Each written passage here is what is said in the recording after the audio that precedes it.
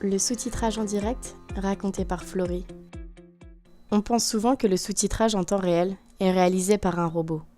En réalité, un humain se cache derrière, c'est l'interprète de l'écrit. Au messageur, les interprètes de l'écrit font appel à la technique de transcription voix-clavier. Avec l'appui d'un logiciel de reconnaissance vocale, ils utilisent la dictée vocale et un clavier classique pour transcrire les mots prononcés oralement à la vitesse de la parole. Pour vous parler de ce métier de l'ombre, nous donnons la parole à Florie. Peux-tu te présenter ? Je m'appelle Florie, j'ai 34 ans, j'habite à Lille. Je suis interprète de l'écrit depuis 10 ans. J'ai commencé dans des laboratoires de post-production audiovisuelle où je faisais du sous-titrage. Puis j'ai eu l'occasion de travailler pour des entreprises spécialisées dans l'accessibilité d'événementiel. Et c'est comme ça que j'ai rencontré le Messageur et je suis salariée au Messageur depuis 3 ans aujourd'hui. Quel est ton métier ? Le rôle de l'interprète de l'écrit, c'est de permettre de passer d'un français oral en un français écrit via un sous-titrage en direct pour permettre aux personnes sourdes et malentendantes de communiquer à égalité de chance avec les entendants dans n'importe quelle situation du quotidien, que ce soit une réunion professionnelle, un entretien, une conversation téléphonique ou un événement en tout genre.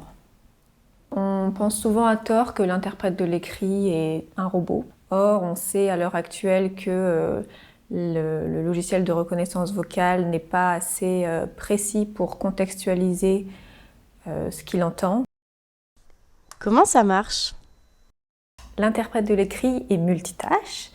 Il doit savoir faire plusieurs choses en même temps. Tout d'abord, mémoriser un message source, le dicter tout en continuant à écouter la suite du discours, insérer la ponctuation dans les phrases, reformuler, voire interpréter lorsqu'il a affaire à un orateur qui a des difficultés d'élocution, par exemple, et ne pas perdre de vue l'affichage de la transcription pour vérifier qu'il n'y a pas de faute d'orthographe ou de coquille. Donc c'est vraiment un mélange assez complexe d'oral et d'écrit qu'on maîtrise à force d'entraînement, de pratique et surtout de rigueur. Soyez les bienvenus aux premières assises régionales de l'accessibilité.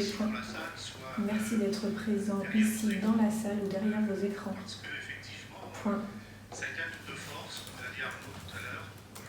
Effectivement, ça a été un tour de force d'organiser cela, étant donné les conditions sanitaires.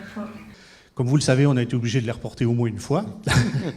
Voilà, donc tout le monde a fait un effort pour être présent avec nous aujourd'hui, ici ou derrière les écrans, et je vous en remercie. La préparation. Souvent, les interprètes de l'écrit sont amenés à travailler pour des sujets extrêmement variés et très spécialisés.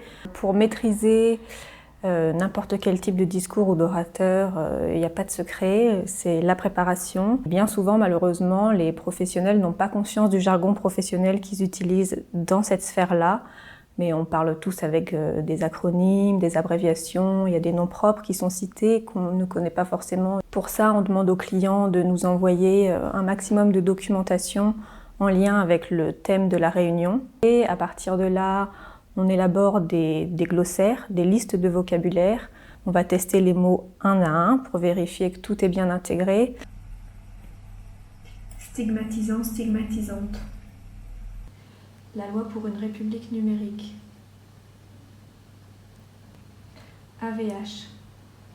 Le RG2A.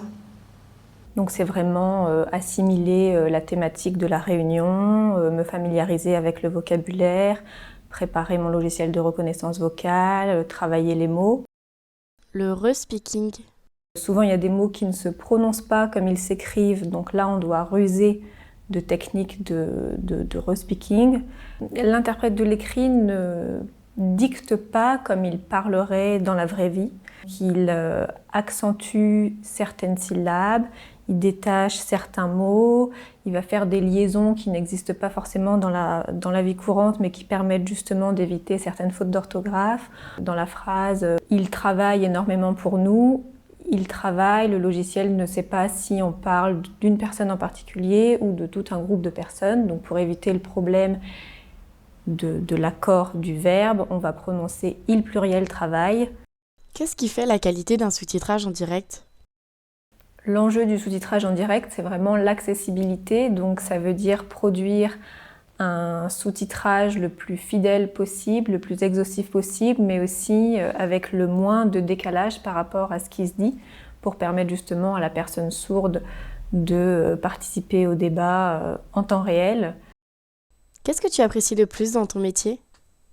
Un des gros aspects gratifiants du métier, c'est le retour que peuvent nous faire les personnes sourdes et malentendantes à la fin d'une prestation, en nous disant que le temps de la prestation, justement, elles ont complètement oublié leur handicap et ont pu participer à égalité de chance avec tous les entendants. Et c'est justement notre rôle de prêter nos oreilles aux personnes sourdes pour retranscrire un message exhaustif, fidèle, et c'est ce sur quoi repose la relation de confiance entre l'interprète de l'écrit et l'usager. Comment devenir interprète de l'écrit ? Au Messageur, on est 3 interprètes de l'écrit salariés, mais on travaille avec toute une équipe de prestataires indépendants. Chacun travaille de chez soi, depuis son bureau. Fin août, on a organisé le premier séminaire consacré aux interprètes de l'écrit. C'était vraiment l'occasion de regards croisés sur la profession, de partage de pratiques, d'échanges. À l'heure actuelle, il n'existe aucune formation diplômante pour devenir interprète de l'écrit. Souvent, on constate que les candidats ont plus ou moins un profil identique, à savoir ils sont issus d'un cursus linguistique, ils sont traducteurs, interprètes, ils ont fait du sous-titrage à la télévision pour les sourds et malentendants, ou ils ont touché au milieu de l'accessibilité via l'audiodescription, le voice-over ou le sous-titrage bilingue. Souvent, on devient interprète de l'écrit au contact d'un interprète de l'écrit.